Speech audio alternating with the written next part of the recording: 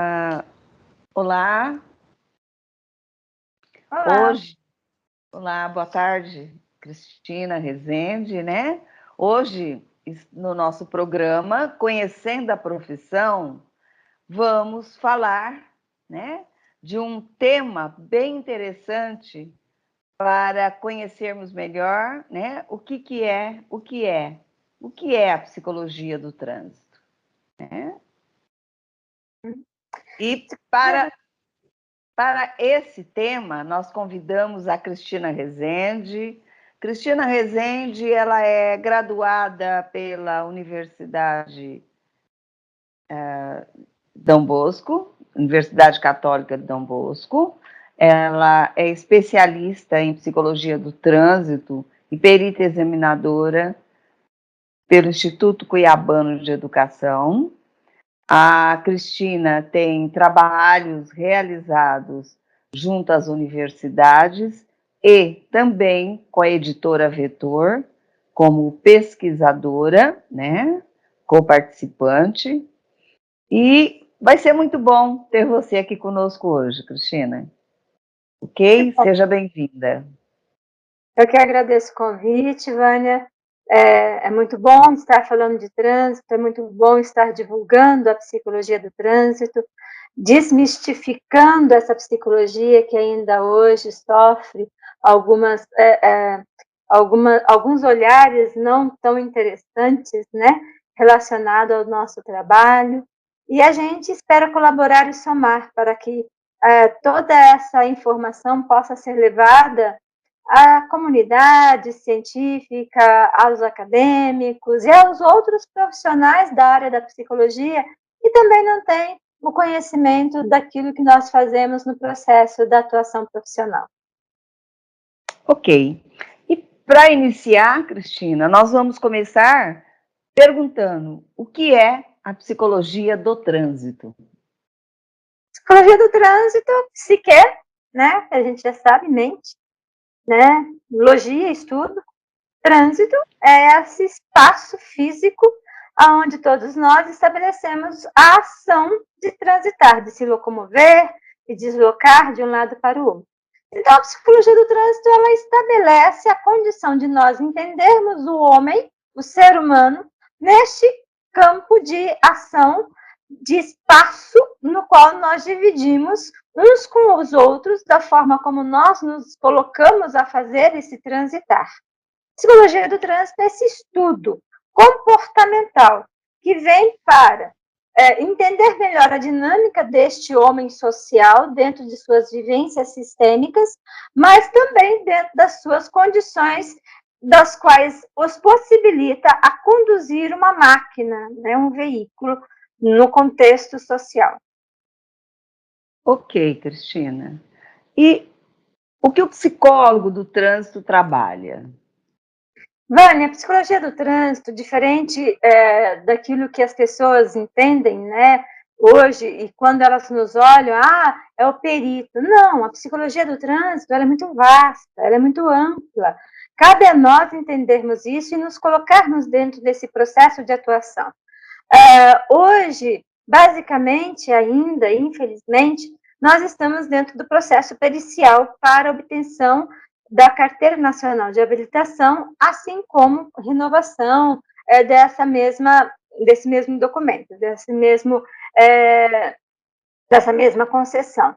Mas a psicologia do trânsito, ela também tem um olhar muito social para este homem, para este indivíduo, que está dentro do processo social no contexto da circulação, né? Nós podemos estar envolvidos na área da educação, para o trânsito, na área da condição de promover campanhas no trânsito, na condição de estabelecer ao indivíduo que tem limitações na condição psíquica, emocional, para se superar nas suas adversidades e medos ou ansiedades frente ao processo de conduzir essa máquina. Quer dizer, nós temos uma vasta condição de trabalho, né, que nos coloca aí a serviço do ser humano, daquilo que nos é competente, né, que é esse olhar para a vida com respeito dentro da sua dignidade humana. Ok, bacana, Cristina. E o que a psicologia do trânsito, né, tem feito e ainda poderá fazer sobre a mobilidade humana? A gente está ainda no processo, e eu acho que isso é muito legal, da gente falar sobre isso. Eu falo todos os dias isso na minha sala de avaliação, né? Porque eu sou perita, eu sou uma perita examinadora, né? A gente está no processo de construção dessa psicologia. A psicologia em si é uma ciência muito nova, né? Mas a psicologia do trânsito, apesar da psicologia ter vindo como um processo, ciência, profissão, a partir das questões envolvendo o trânsito, né? A psicologia do trânsito ela só foi tomar um corpo real na década de 80, praticamente, quando se estabeleceu o Código de Trânsito, que nós fomos inseridas como um processo de psicólogas do trânsito, né? Então, este olhar para o psicólogo do trânsito, ele vem num processo de construção, aonde o reconhecimento dessa psicologia ela enfrenta vários desafios, né? Ela enfrenta desafios, inclusive, de nós estabelecermos na condição do conhecimento científico o nosso real papel, através de pesquisas, através de experimentos, que a gente tem possibilidade de fazer. Hoje, a psicologia do trânsito, né, ela vem nos colocando no mercado de trabalho de uma forma ainda um pouco limitada. Eu falo limitada porque, assim, como eu disse no início, a gente tem uma vasta área de explorar essa psicologia, mas nós ainda só nos vemos como peritos. Aquele profissional que está dentro de uma sala de avaliação, aonde ali nós somos responsáveis hoje por uma perícia e não simplesmente por uma avaliação, mas eu sempre digo uma perícia que tem conteúdos muito comprometidos com a nossa conduta profissional, porque ela tem um processo, inclusive jurídico, né? Uma perícia ela tem um processo jurídico, tanto é que hoje nós somos peritos, especialistas. Então, a gente tem um processo de avaliar tanto os conteúdos cognitivos formais, quanto os contextos das estruturas emocionais desse indivíduo para a direção veicular, mas nós estamos caminhando dentro de um novo movimento, onde nós precisamos descobrir essa psicologia de uma forma mais efetiva, né? De uma psicologia mais envolvente com as pessoas no seu transitar, indo realmente para esse lado, onde é o nosso papel de ajudar as pessoas na condição daquilo que precisa ser ressignificado nesse contexto humano que traz as pessoas para essa relação social. Aí a gente pode interferir dentro de todos os âmbitos, né, de trânsito, desde a perícia até a condição de nós podermos, como a Abrapsite fez no tempo da pandemia, eu não sei se você tomou ciência disso, a Associação Brasileira de Psicologia do Tráfego, nós desenvolvemos um projeto que diz dar suporte, que daria suporte, que deu suporte a caminhoneiros nas estradas, né? Eu já participei tempos atrás. Isso.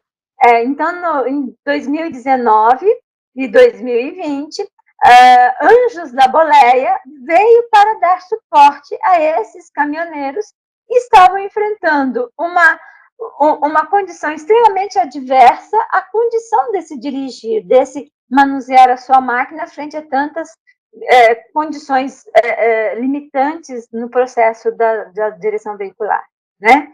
Então, assim, a gente está dentro dessa descoberta e desses experimentos daquilo que é a nossa ação profissional. Além de todas as pesquisas, né, Vânia, que vêm sendo feitas, além de todos os olhares para essa psicologia que está aí a ser descoberta e reinventada dentro das necessidades dessa evolução da sociedade. Ok. Por que, né, que se considera que poucos profissionais se interessam pelo tema trânsito? Olha, eu acho que está muito dentro da academia. Está dentro da academia. A gente se interessa por aquilo que conhece. E a academia em si, ela não traz a formação de trânsito, né? A academia, ela tem uma condição bastante limitada no contexto desse olhar para o trânsito. O máximo que ela nos dá dentro dessa formação é algumas noções relacionadas a testes psicológicos, onde ali aquele acadêmico fala, olha, aqui esse teste é usado na bateria para o trânsito. E aí vem se colocando esse mito, que psicólogo é simplesmente aquele que faz a perícia psicológica, né? Então, eu acho que se nós tivéssemos uma amplitude maior no processo acadêmico, e até mesmo nas divulgações relacionadas à ação dos profissionais frente a esse processo, através de projetos, através de ações, que pudessem estar despertando esses futuros profissionais para o trânsito, aí seria muito mais envolvente realmente esses profissionais dentro dessa atuação profissional. Verdade, verdade, Cristina. Os leigos, né, as pessoas, os usuários que se submetem a fazer a CNH, a Carteira Nacional de Habilitação, a impressão que nós temos que o trânsito, da psicologia do trânsito, só é conhecida neste momento, né?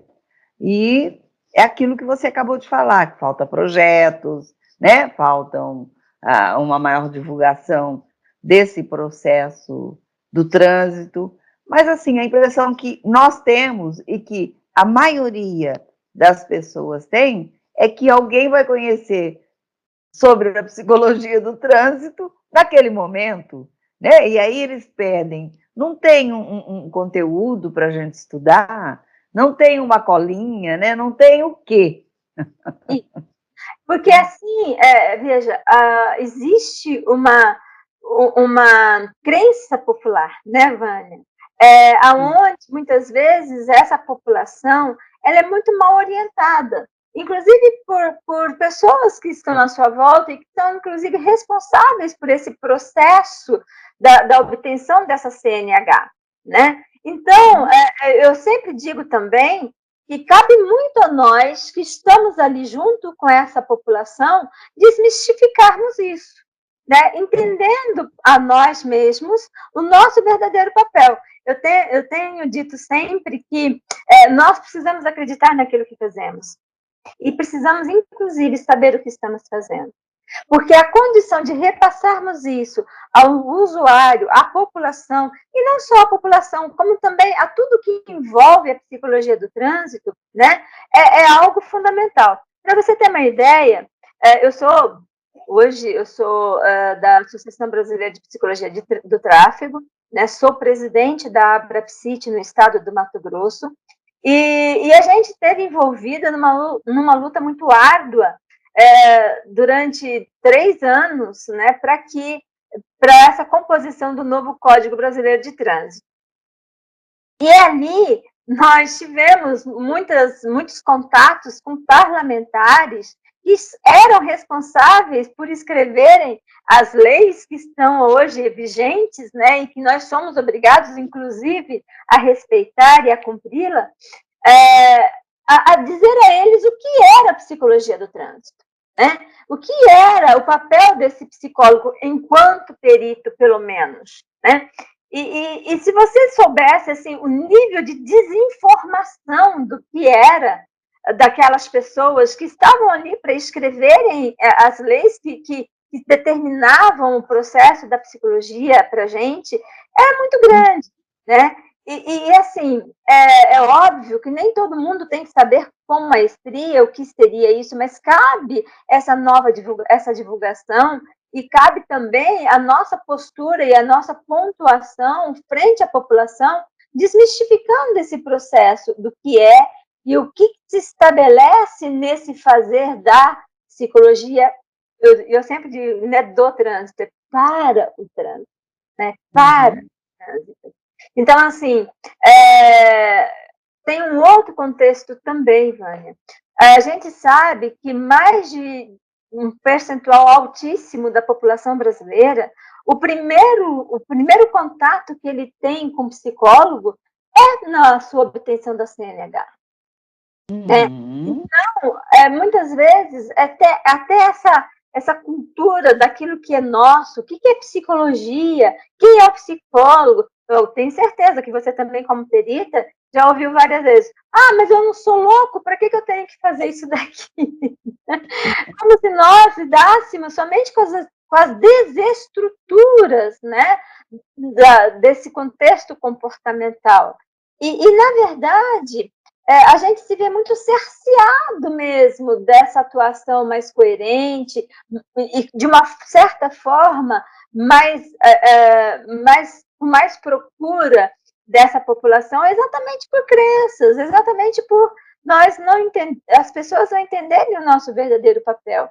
Alguns parlamentares, na época da construção do Código de Trânsito, colocavam que o nosso papel era mais punitivo, né, do que um papel que olhava para a vida e que traria um contexto mais preventivo. Quando a gente estava solicitando, através do senador Fabiano Contarato, né, que ele fez uma emenda no Código de Trânsito, para que todos os infratores contumaz passassem pela perícia psicológica, né, ao se envolverem em acidentes de trânsito, eu ouvi de parlamentares, de assessores parlamentares, que não podia ser, porque isso seria um ato punitivo. Então, veja, o quanto as pessoas estão realmente desinformadas daquilo que é o nosso verdadeiro papel, né? Mas, assim, são conteúdos que nós precisamos trabalhar, nós, profissionais da área da psicologia. Sim. Cristina, vamos lá.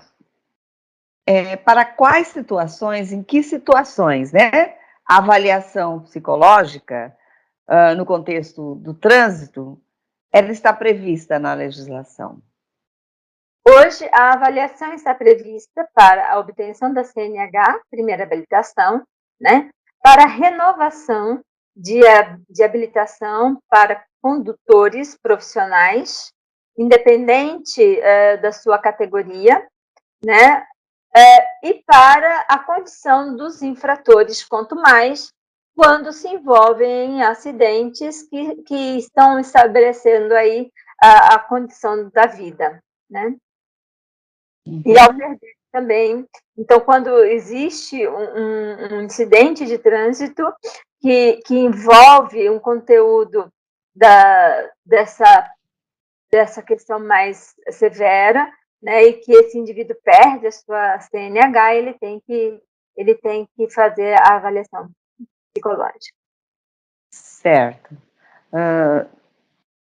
Nós, psicólogos, né? Será que nós temos autonomia na escolha dos instrumentos a serem utilizados durante a avaliação? Como é que você vê isso? Sim. Agora, o que nós precisamos ter é conhecimento desses instrumentos, né? Porque muitas vezes o que eu vejo somos nós,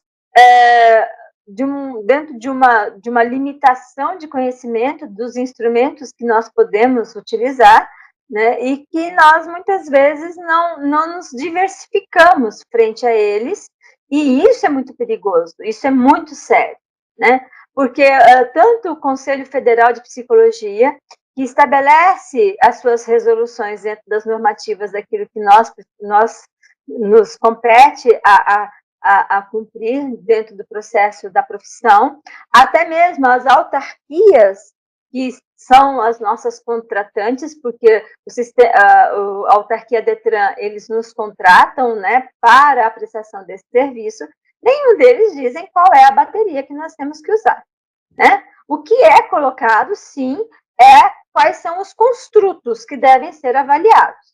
Então, dentro dessa condição, nós precisamos entender o que nós estamos avaliando.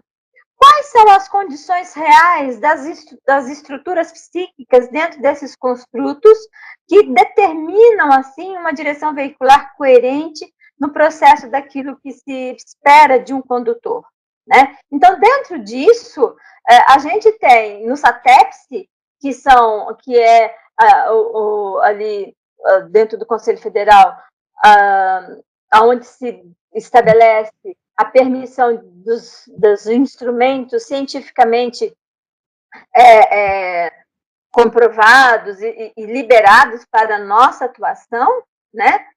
A gente tem um punhado de coisas, de instrumentos que nós estamos podendo usar dentro daquilo que se observa o construto.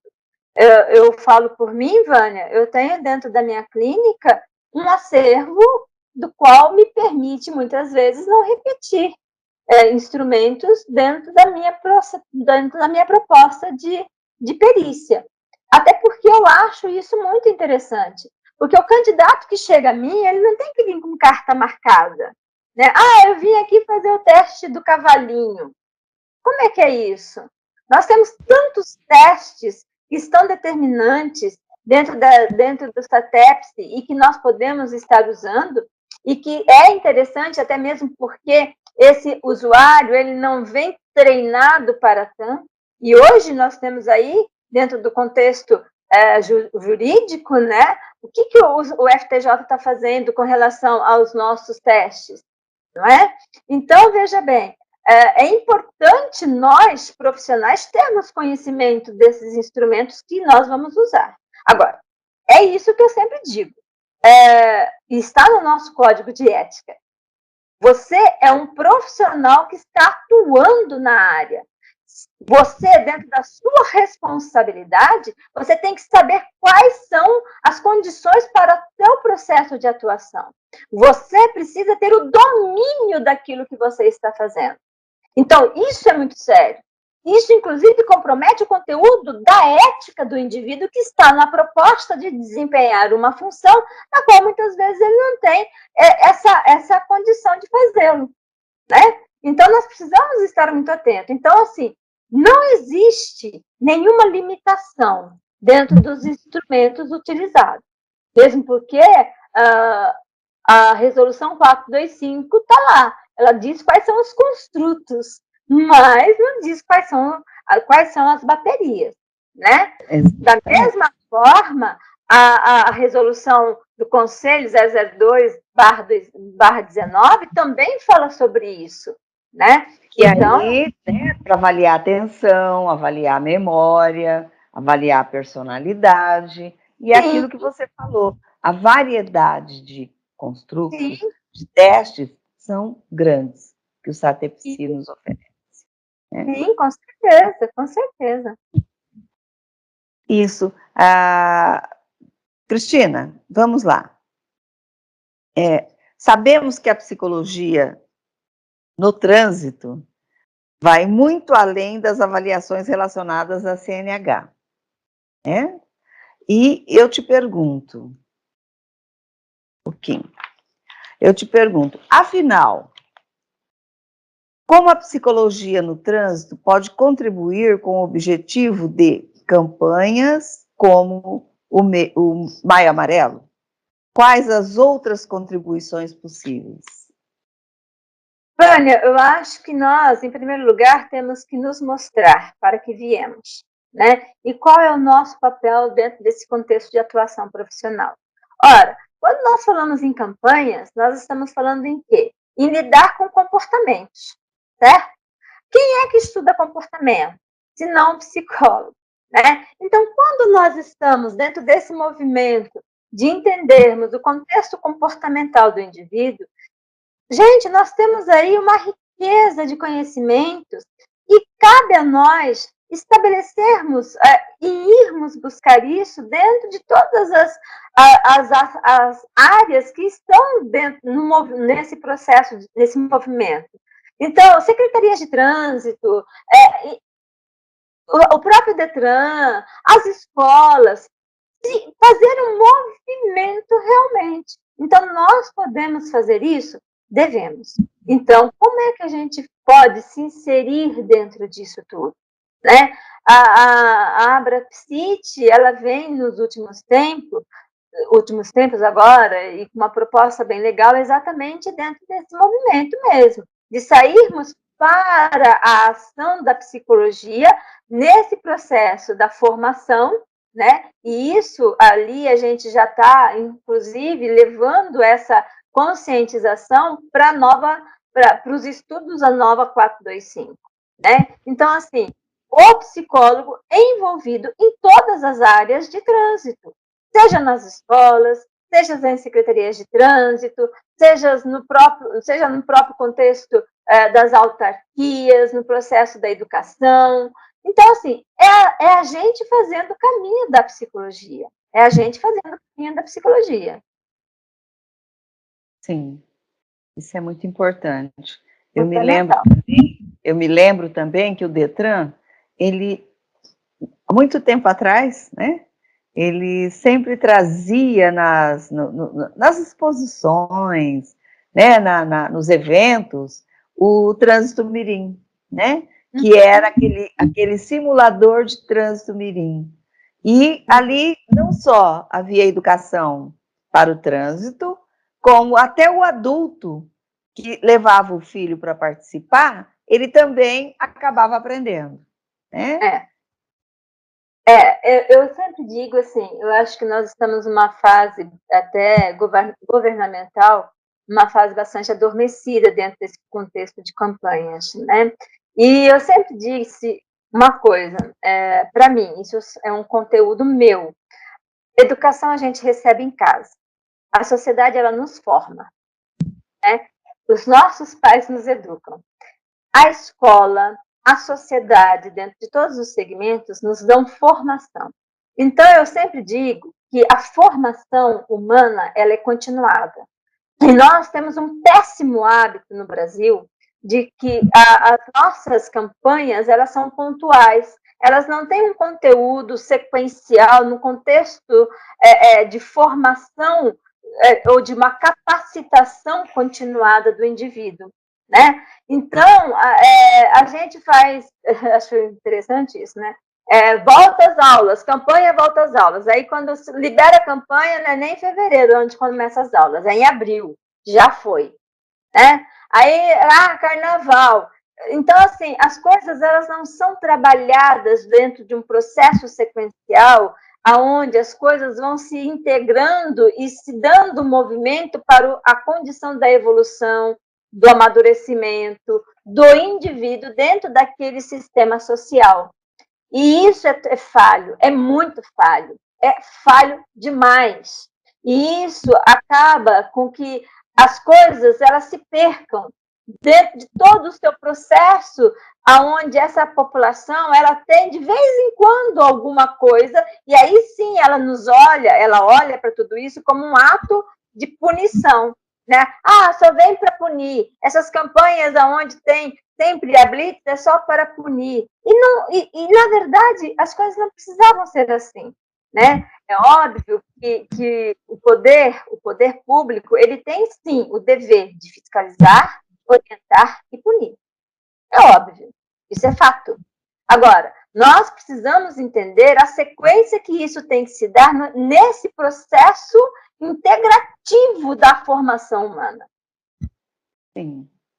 E quantos modelos, né, de campanhas que a gente já presenciou, já admiramos, né? Campo Grande, por exemplo, apresentou há muitos anos atrás, os corações que apareciam nos semáforos, né? Quer dizer, o trânsito enquanto uma relação de afeto, de cuidado, né?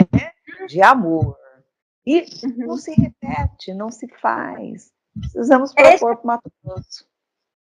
Eu acho que a gente precisa propor muitas coisas para dentro dessa caminhada da qual nós fazemos parte, né? Eu penso assim, essas campanhas ou esse movimento de formação social, ele precisa se dar dentro dessa redescoberta do humano.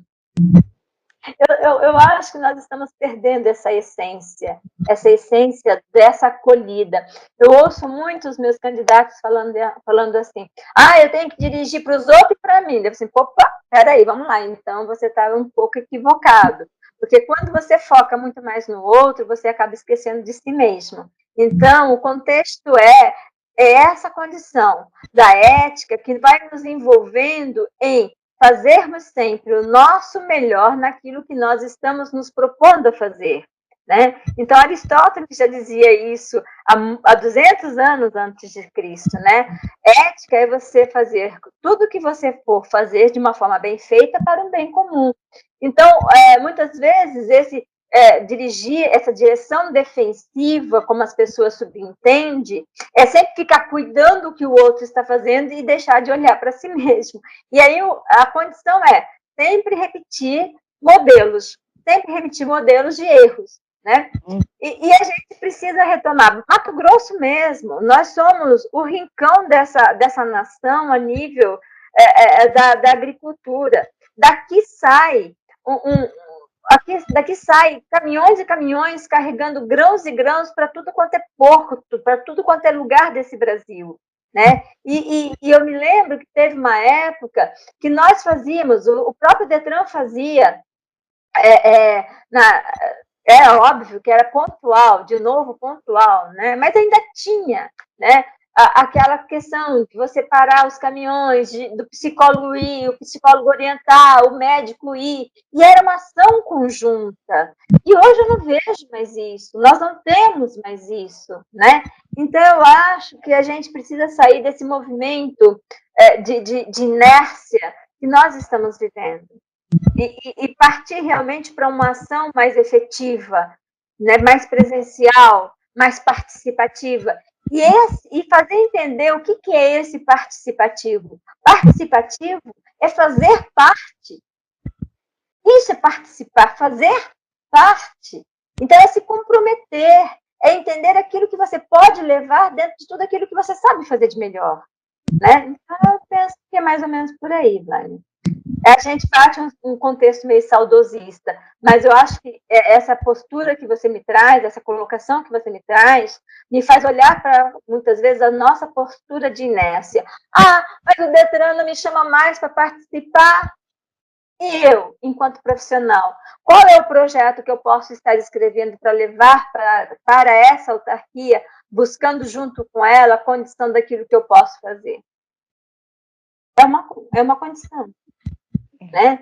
E a Abrapsit, ela vem com esse movimento hoje, tá? Ela vem com esse movimento de estar buscando o bem-estar da sociedade para a condição de fazer esse trânsito mais humano mesmo, mais afetivo, mais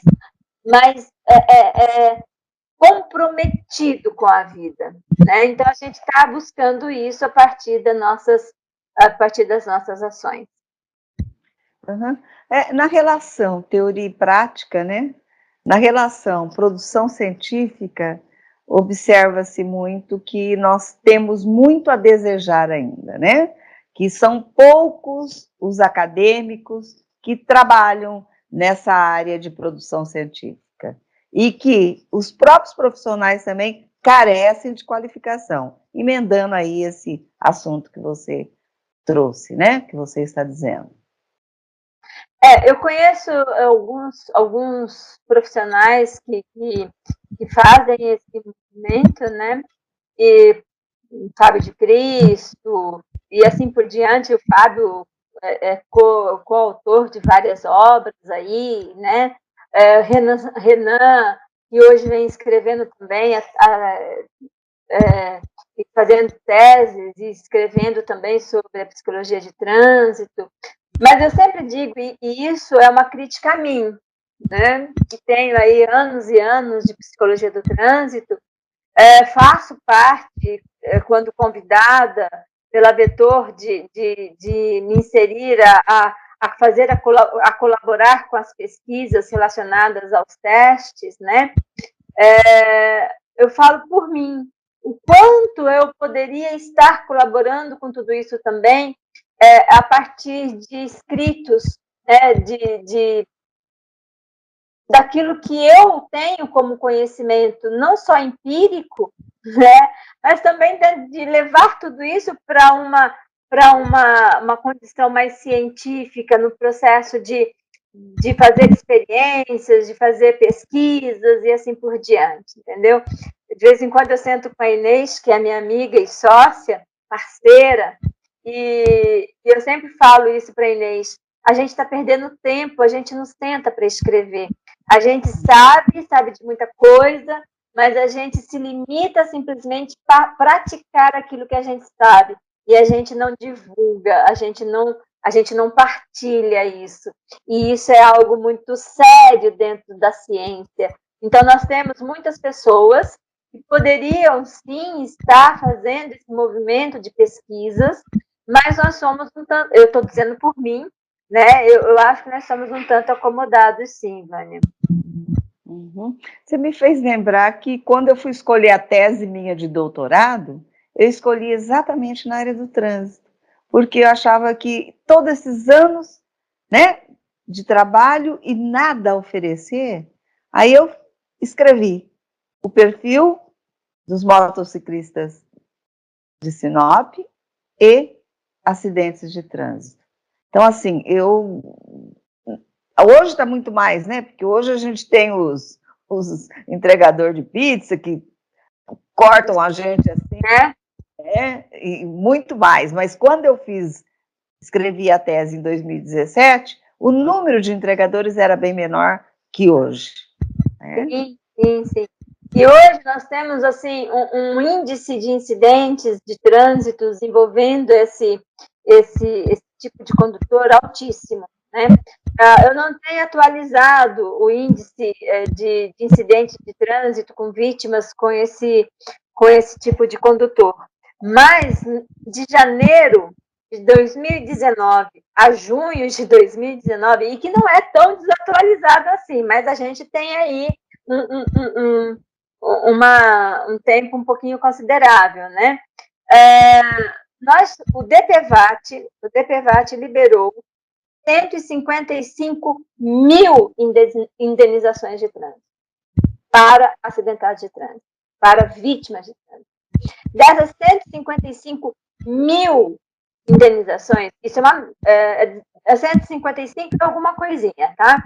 Mas eu vou falar números redondos. Dessas 155 mil vítimas que receberam indenizações do trânsito, do DPVAT, 88 mil eram só condutores. Ou seja, quem estava na ação de fazer a condução do veículo. Desses 88 mil condutores, 78 mil eram só motociclistas. Então, assim, o índice é altíssimo. É altíssimo. E nós precisamos entender isso, e, inclusive, a gente precisa promover algumas ações voltadas para este condutor, né? E muitas vezes, por um valor ínfimo, coloca a sua vida em risco. Ínfimo! Todas as vezes que eu peço pizza e que o entregador chega aqui em casa com menos de 40 minutos, eu falo para ele, por que você correu tanto? Não precisava, eu tinha 40 minutos para esperar. Eu sabia o tempo que você teria para estar aqui me entregando essa pizza. Aí, quando eu pago, eu falo assim, olha, a tua vida não vale os R$5 que você se arriscou para chegar até aqui. Cuidado, você tem uma família. Então, são contextos fundamentais que nós precisamos promover. E quem sabe, Vânia, já que você escreveu uma tese, né, você escreveu o seu trabalho em cima desse perfil, a partir disso, a gente começar a fazer um olhar para esse condutor, né? A fazer um movimento para essa formação desse indivíduo dentro desse processo de conduzir essa máquina tão suscetível ao perigo da vida, né? Porque o da morte é o perigo da morte, não é da vida, é o perigo da morte. Porque a forma como eu dirijo o meu veículo, ela está muito relacionada à forma como eu conduzo a minha própria vida. Sim. Isso é um conceito que eu tenho e eu não consigo me desvincular disso. Eu não consigo. né? Então, nós precisamos entender isso também. Mas vamos sim, vamos produzir mais artigos e vamos, né, colaborar aí com esse trânsito. Com certeza. Uhum. Os acidentes de trânsito possuem muitas vezes, né, muitas causas, sendo difícil, muitas vezes determinadas, né? Neste ponto, qual o diferencial da avaliação psicológica no teu ponto de vista? E ainda, né, o que precisamos para a prevenção? Na verdade, você emendou, você acabou de dizer tudo isso, né? Mas acho que é interessante retomar a questão da prevenção. Dentro da perícia de trânsito, eu sempre digo assim, o trânsito é um tripé, tá? Ele tem a base em um tripé. Conhecimento técnico daquilo que você vai fazer, habilidades para aquilo que você se propõe a fazer e vivências sistêmicas que levam você, vivências sistêmicas sociais. Com relação ao segundo tripé, habilidade é aquilo que nos estabelece a condição de observarmos em perícia. Quais são as condições desse indivíduo para colocar em prática o conhecimento do manuseio de uma máquina dentro de um ambiente altamente adverso? Tanto no contexto de todas as questões relacionais à natureza, à segregação, à informação, né? Quanto ao contexto da via propriamente dito, onde existe aí um punhado de condições que nós precisamos estar muito atentos, porque hoje a gente tem um trânsito altamente veloz, altamente contaminado por informações, né? Então, assim, há também a condição do próprio veículo, né, que não é mais um veículo tão obsoleto. Hoje nós temos carros que eu sempre digo, gente, eu tirei minha carteira há 30 anos atrás, praticamente. O carro que eu tinha e os carros que nós tínhamos na época, e o número da frota de veículos era muito menor dentro dessas vias públicas, né? Então, isso vai interferindo dentro dessa forma de nós conduzirmos, nos conduzirmos no processo de trânsito. Então, a nossa perícia ela tem que estar pautada dentro desses contextos científicos, do processamento psíquico formal, naquilo que estabelece essa condição coerente para fazer, assim como nessa maturidade para fazer. E hoje eu sou apaixonada pelo que faço, é óbvio, porque senão não estaria enfrentando tantas adversidades para continuar fazendo, mas alguns anos atrás, quando o Verstappen, o piloto da Red Bull, começou a correr na Fórmula 1, ele era um guri de, eu acho que 16 anos, 16 ou 17 anos, não sei bem o certo. Desculpa. Altamente de uma volúpia absurda, né? Ele se colocava em risco e colocava em risco muitos dos seus companheiros nas pistas da Fórmula 1. Tanto é que ele se envolvia em cada acidente bárbaro, exatamente pela imaturidade dessa condição de ter o controle, o autocontrole sobre seus impulsos. E hoje, assistindo um programa relacionado à Fórmula 1, eu ouvi algumas pessoas, entendedores de Fórmula 1, falando sobre exatamente isso. Né? Eu falo assim, como que pode um cara de 16 anos, que não tem maturidade nenhuma, está dirigindo um veículo com uma alta velocidade deste tamanho, né? E essa pessoa que estava falando, ele falou o seguinte, que hoje a FIA não mais permite pilotos com a idade que o Verstappen entrou. Exatamente por essa imaturidade psíquica, a qual não permitia o Verstappen naquela época, né, a essa reflexão, a essa centralidade, a essa responsabilidade dentro de tudo aquilo que envolvia o contexto de estar dirigindo um veículo em alta velocidade com tanta periculosidade. Então, essa maturidade psíquica, ela é fundamental. E ela diz respeito a quê? A condição do autocontrole que temos sobre os nossos impulsos emocionais. Então, uma boa perícia, que é o que nós fazemos, né? E precisamos cada vez mais nos aperfeiçoar para isso, ela diz respeito a nós entendermos a dinâmica desse indivíduo que busca essa condição da Carteira Nacional de Habilitação para fazê-lo com primazia. Eu falo para os meus candidatos, eu não sei qual é o conteúdo moral de vocês. Eu não sei. Porque se eu for avaliar os seus conceitos morais, que diz respeito ao processo do seu caráter, eu vou estar observando os seus valores e a sua condição, valores bom e ruim, moral, certo, errado, bem, mal, né? Eu não vou entender a condição dos seus conteúdos de princípios de ética, porque tudo isso diz respeito a um processo de julgamento. Porque o que eu teria como base para observar esses contextos é aquilo que eu tenho, é aquilo que a Cristina Rezende é, dentro da minha formação humana, que cabe a mim, não cabe a ninguém, dentro dessa condição de me estabelecer como ser humano na vida. Então, a minha formação psicossocial, no contexto sistêmico vivencial, que diz respeito a minhas atitudes, é minha, livre-arbítrio.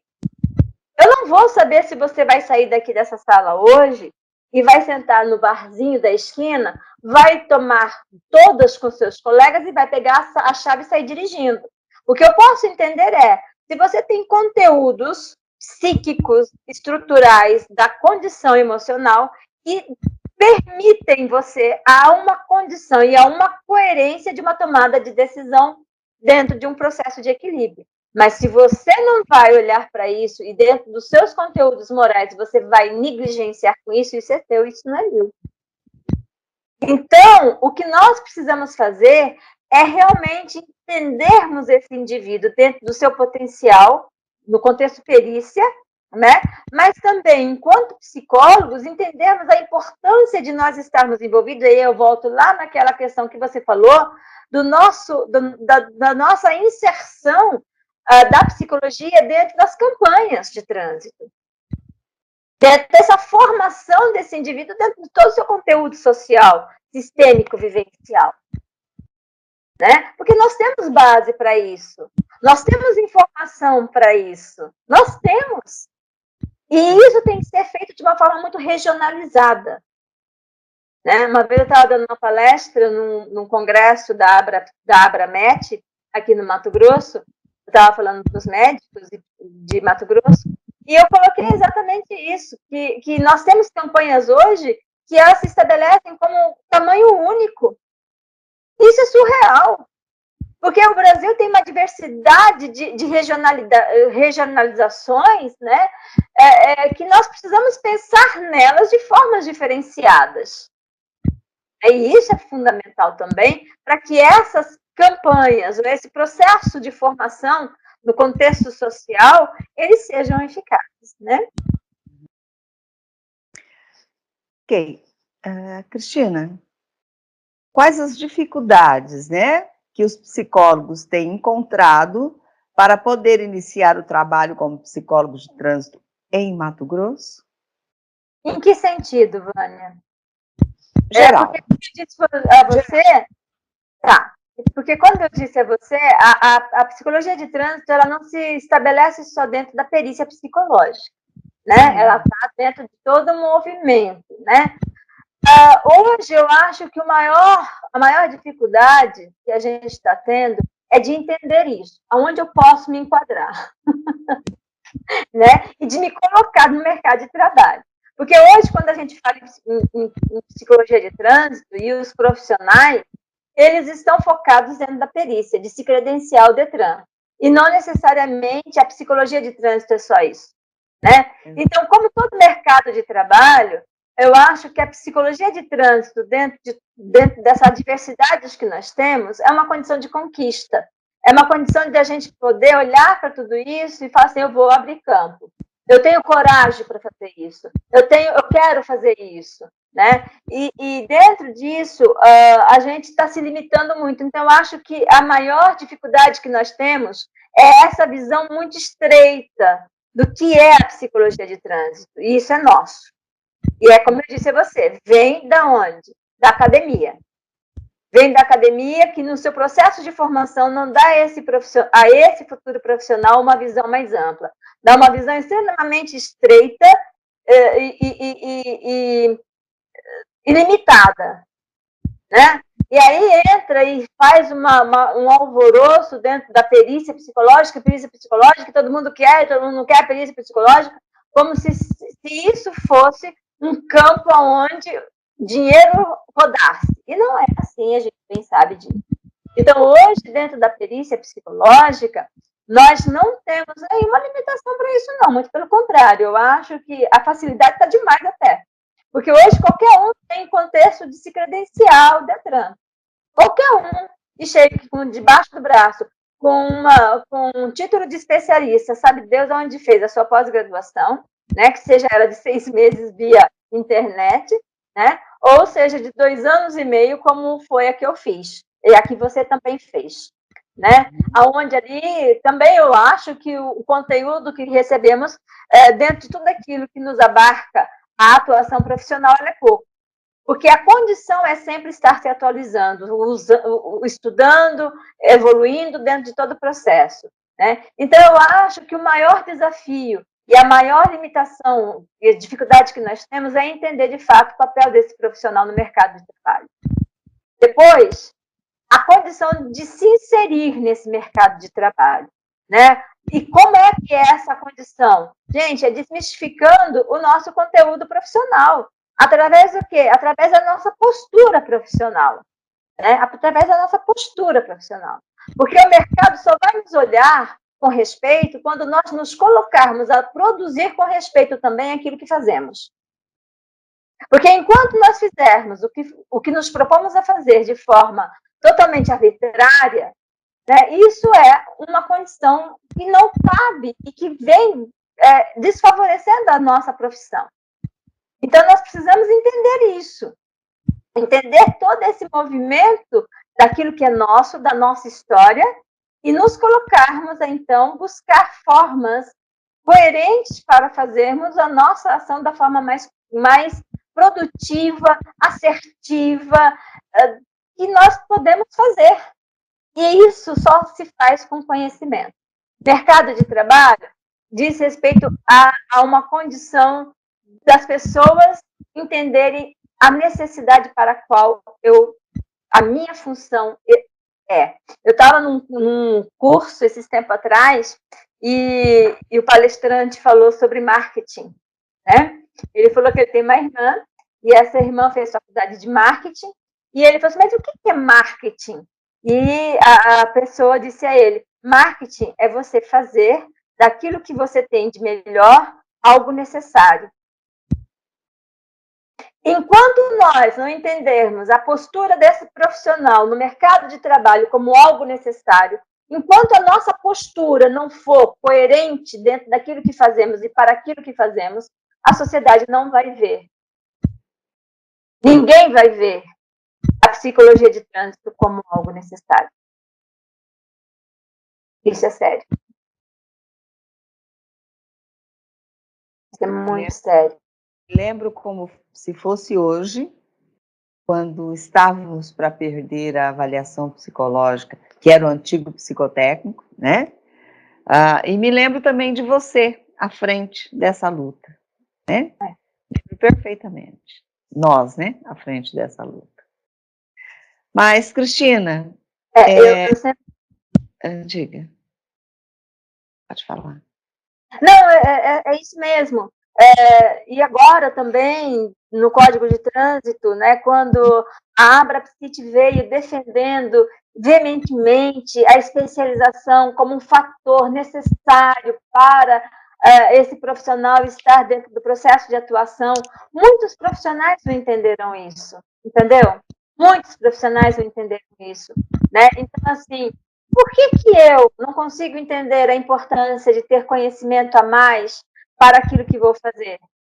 Né? Hoje a psicologia, exige que o profissional que vai atuar na perícia psicológica, ele seja um especialista em trânsito. Ora, gente, isso para mim é uma honra. Eu acho isso fantástico, sabe? Eu acho isso fantástico, porque isso me dá um calibre de qualificação do qual o conhecimento ninguém nos tira. Sim. Agora, eu fico com um olhar duvidoso para esse profissional que não olha para isso de uma forma necessária até.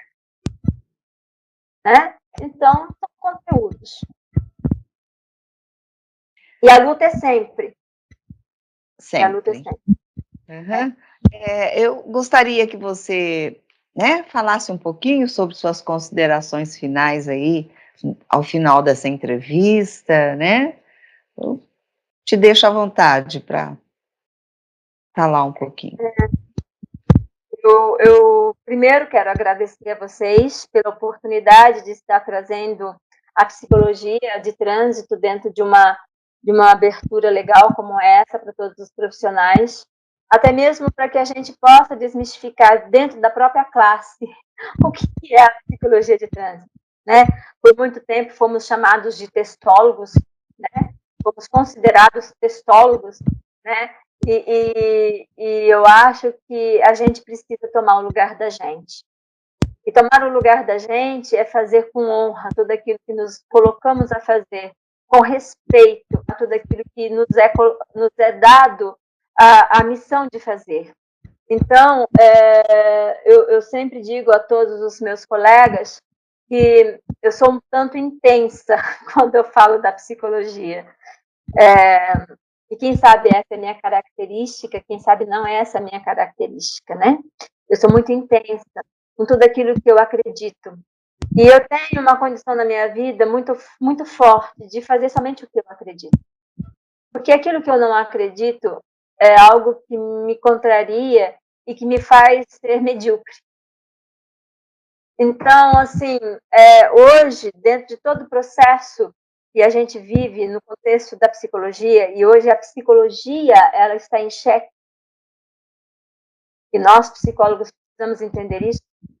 E é uma coisa que eu sempre digo, inclusive na academia, Vânia.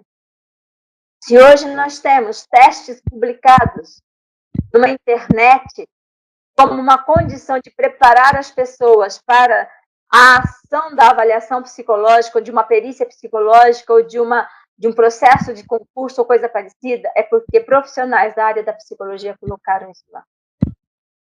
Sim. Porque somos nós quem temos acesso a esse instrumento. Isso é uma coisa. Segunda coisa. Hoje, a grande maioria dos testes, que era uma das referências que determinavam a psicologia, eles não são mais exclusivos ao profissional da psicologia.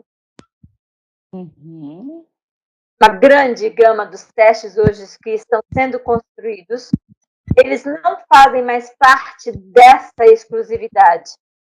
Então, eu queria aqui colocar a todos os nossos profissionais que estão aí no mercado de trabalho, uns aqueles já inseridos, outros ainda a se inserir, né? Qual é o nosso comprometimento de atuação naquilo que nós nos colocamos a fazer? Né? Hoje nós estamos perdendo espaço para tantas coisas. Antigamente nós fazíamos seleção para emprego, hoje quem faz é administrador. Né? Hoje existe a psicopedagogia, que muitas vezes profissionais da área da pedagogia se acham na condição de fazer diagnóstico dentro daquilo que é a nossa área. Não estou dizendo que, gente, desculpa, mas nós precisamos valorizar mais aquilo para o qual viemos, isso é honra. Nos colocar dentro de um processo na qual a minha profissão tem que ser honrada pela condição e a minha postura ética para aquilo que eu faço. Isso é muito sério. E é só assim que nós vamos entendendo o espaço que nós vamos perdendo ou que nós vamos ganhando, ou que nós vamos mantendo. Isso é nosso. Né? Então, como eu disse a você, a luta, ela é algo que se estabelece dentro de muitas condições de construção para a conquista de algo que é o nosso papel, que é o nosso espaço. E isso não é papel de um. Não pode ser papel de um, porque uma andorinha só não faz verão. Isso é papel de toda uma classe, que não tem que olhar para a condição da sua atuação profissional simplesmente naquilo que vai beneficiar a mim somente, mas aquilo que vai estabelecer e garantir a minha profissão. Garantir a minha profissão. Então, Vânia, é um apelo. É um apelo a todos os profissionais, é um apelo àqueles que já estão estabelecidos, não só a psicologia de trânsito, mas a psicologia em si. Façam parte dessa psicologia. Construa essa psicologia com a condição daquilo que é o essencial. Primeiro, o saber. Segundo, a ética ao se estabelecer em fazer com saber. E terceiro, com amor, para que você possa ser verdadeiro frente a tudo aquilo que você se envolve. Essas são as minhas considerações. Gratidão eterna por esse espaço, gratidão eterna por eu poder falar dessa associação que está aí há alguns anos. Não é muito tempo não, hein? Só 5 anos. A Abrapsit tem aí dentro de todo esse envolvimento da psicologia do tráfico, somente 5 anos, né?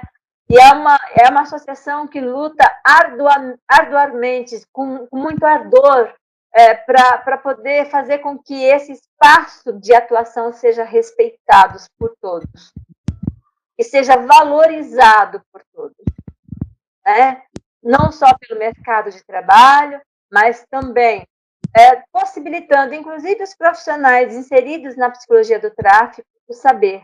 Nós temos um departamento científico, nós temos um departamento de relações institucionais, nós somos muito bem estruturados e juntos nós somos mais fortes. E eu acho que a nossa classe ainda não entendeu isso, né? Não entendeu o quanto essa força se estabelece a partir de uma unidade e não de uma individualidade. Gratidão, muito obrigada, e que sigamos juntos por essa estrada fazendo história. Amém.